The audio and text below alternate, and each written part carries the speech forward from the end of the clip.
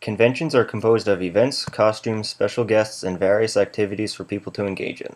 For geeks or nerds, perhaps the biggest event of any year is ComicCon. Occurring in both San Diego, California and New York City, ComicCon embraces everything that the nerd world is about: comics, video games, movies, sci-fi TV shows, trading cards, and other collectibles.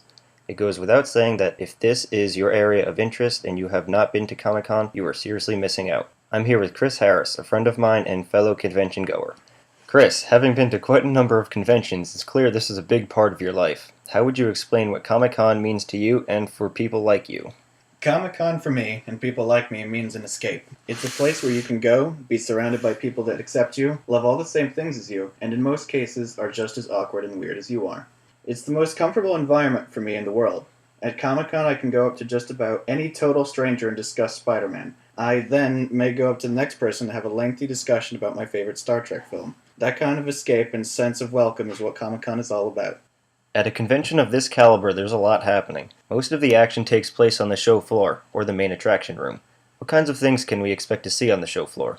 Chances are there's a little bit of it all there, something from every corner of geek culture. Other than just merchandise, you'll find a variety of other things on most show floors.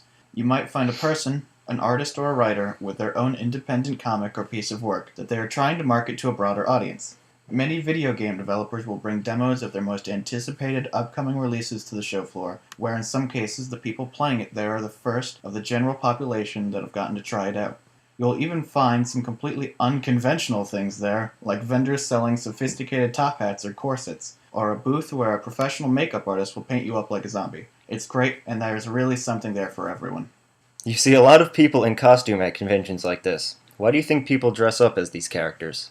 This is by far my favorite thing about any and all conventions. Being able to dress up like one of your favorite characters is such a surreal experience. Where I might walk into a room and have no one recognize me or care about me, if Batman walks into a room, he already has the affection of millions of people. People that know him through and through and have known him for years. It's a complete transformation. Suddenly you have all these friends you didn't have before you donned that mask. You put on a mask, and the person you really are is gone until you take it off. You are mysterious and intriguing as the true, genuine article. It will astound you how simply covering your face can completely change a person. Suddenly you can approach a person you find attractive and engage them without an issue. You can dance around like a complete idiot and not care about the people laughing at you. And this feeling isn't limited to inside the convention center. New York Comic-Con, being in, of course, New York, provides a bit of a challenge in finding nearby parking. So there I was, donning a full, skin-tight spandex Spider-Man suit that completely highlighted my package and everything, walking around New York City streets, greeting all of the people dragging themselves to work that morning. It's like an all-weekend Halloween, and who wouldn't want that? One of the biggest things at Comic-Con is the chance to meet some pretty famous people from the various industries that are being represented here. Events called panels are one such opportunity. What exactly are these panels all about? At Comic-Con, you will find mostly panels about comic books. The big companies like DC and Marvel will use panels to showcase future issues of their ongoing series, to announce all new series for the first time, or to tease things to come in the future. Other panels might be something for writers or people that may want to become writers. You'd sit in the panel room and some well-known comic writers, novelists, or maybe even screenwriters will come out onto the stage, give tips, advice, and answer questions. More and more you are going to see panels for films and television where the producers, directors, and more importantly, the actors will come on stage to discuss the film, show a trailer of some sort, and again, answer questions. Panels most always have a Q&A session at the end. Some panels won't necessarily follow that traditional format, and you come to some that will range from a game show type of interactive experience, and then some that are almost completely a video presentation. In the simplest of terms though, it's a chance to sit down with the people you admire and discuss the things you love.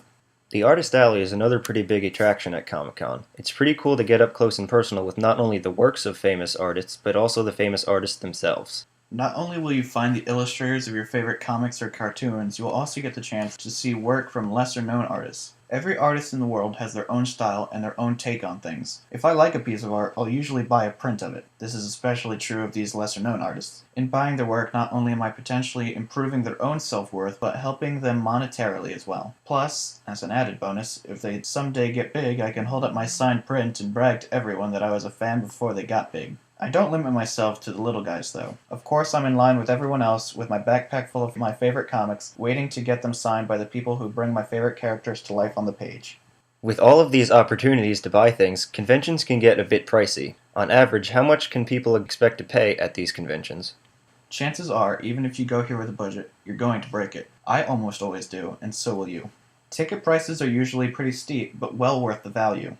A 3-day pass will usually put you out of around $50 to $75. Then you also have to account for necessities like food and water. In the case of New York Comic Con, everything is overpriced. Everyone should leave a convention with something to show for it.